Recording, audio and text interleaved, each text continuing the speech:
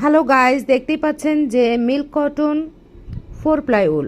Milk cotton 4 ply 100 গ্রাম উল এবং 50 গ্রাম উলের মধ্যে একটা তফাৎ আছে। আপনি যখন বড় কোনো প্রজেক্টের কাজ করবেন, বিশেষ করে স্কার্ফ, শাল, সোয়েটার এই ধরনের কাজগুলোতে ভিতরে নট না পড়লেই ভালো। সেক্ষেত্রে মিল্ক কটন 100 গ্রাম উলটা খুবই ভালো। 100 গ্রাম উল 50 গ্রামের উলের মধ্যে এটাই পার্থক্য, খুব একটা বেশি না। এখন যে বিষয়টা বলছি যে এই মেরুন রঙটা অনেক বেশি popular.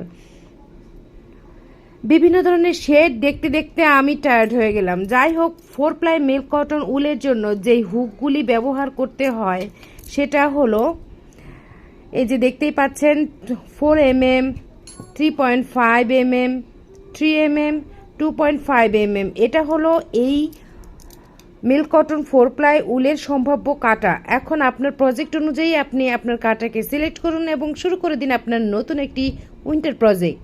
Thank you so much. দেখা হবে পরের ভিডিওতে।